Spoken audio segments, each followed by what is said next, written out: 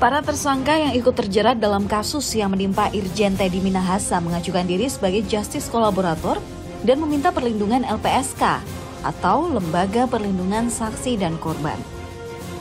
Siap, dan sudah saya tanya juga, sudah saya konfirmasi ketiganya siap untuk menjadi JC, untuk membongkar semua keterlibatan TM dalam semua rentetan peristiwa ini.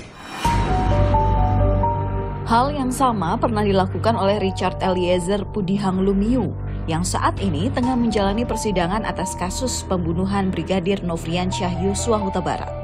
AKBP Dodi Prawiranegara dan Richard Eliezer sama-sama mengaku terpaksa melakukan tindakan melawan hukum karena perintah atasan mereka, yakni Jenderal Berbintang 2. Perintah atasan yang tak mungkin ditolak menjadi persoalan ketika perintah tersebut ternyata berlawanan dengan hukum.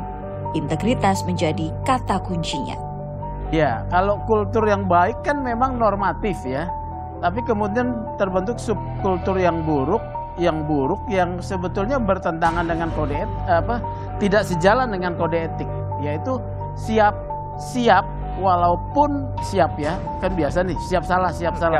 Tapi kan biasa juga ketika itu keliru, itu kemudian mereka jadi permisif untuk menerima itu sebagai sesuatu yang harus dijalankan. Makanya satu gerbong masuk jurang sama-sama itu. Pengajuan sebagai justice kolaborator bagi tersangka kriminal dapat saja diterima oleh LPSK. Untuk mendapatkan perlindungan sebagai justice kolaborator, seorang tersangka harus memenuhi beberapa persyaratan.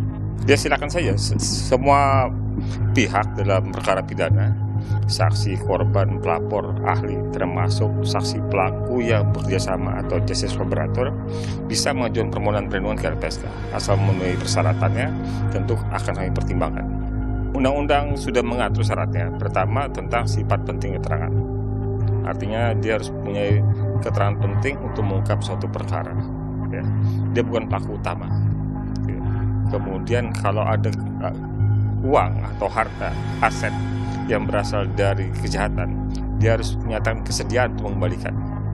Nah, hal itu yang akan kami periksa untuk mendalami apakah si pemohon ini memenuhi syarat atau tidak sebagai justice kolaborator. Relasi kuasa dalam hierarki Polri menjadi persoalan untuk menolak perintah seorang atasan. Apalagi kuasa tersebut hadir dari seseorang yang menyandang 2 bintang di pundaknya.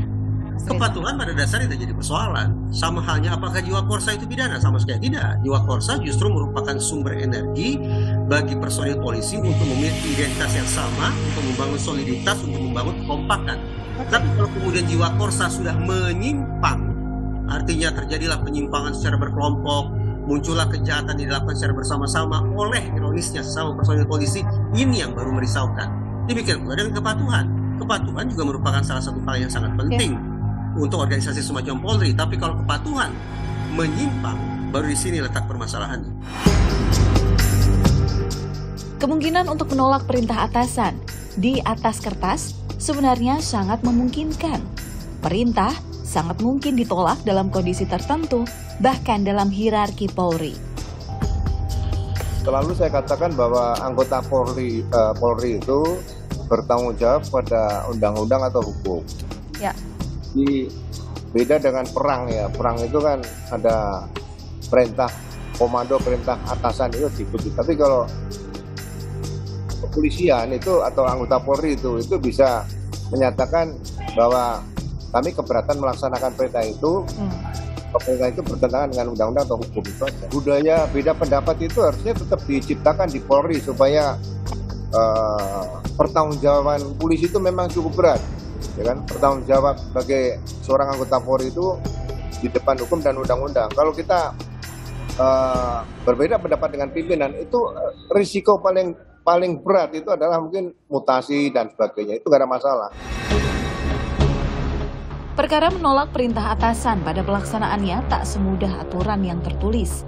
Adriel Fiari Purba mengungkap pernyataan kliennya, AKBP Dodi Prawiranegara yang telah mencoba menolak berkali-kali perintah Irjen Teddy Minahasa atasannya. Bilang begini, gue ini Kapolres Bukit Tinggi, dia Kapolda Sumatera Barat, ya, yang jelas-jelas dia pimpinan tertinggi gue. Nah, Saya sudah coba menolak dengan saya tidak berani jenderal. Buat apa jenderal? Saya tidak berani. Demikian pula yang terjadi dengan Richard Eliezer dalam kasus pembunuhan Brigadir Nofriansyah Yosua Huta Barat. Posisinya sebagai ajudan Verdi Sambo ketika menjabat Kadif Propam Polri, menurut pengakuannya tak mampu menolak perintah sang jenderal. Terima kasih buat LPSK juga karena keamanan dari klien saya sangat baik. Karena kita menjaga stabilitas agar klien saya ini siap menghadapi persidangan supaya semakin percaya diri menyampaikan yang sebenarnya dan konsisten. Kita perlu sampaikan bahwa relasi kuasa itu kuat. Klien saya itu ada tingkatan paling bawah, tidak mungkin membantah, tidak mungkin menolak ya. Perbuatan melawan hukum yang dilakukan atas perintah atasan karena jabatannya dapat digunakan untuk meringankan hukuman seorang terdakwa. Tidak dapat diminta pertanggungjawaban orang yang melakukan perbuatan karena perintah. Sekali lagi ya, karena dia patuh melaksanakan. Jadi apa? Si Eliezer ini dia melakukan perbuatan pidana dan itu dilarang oleh KUHP.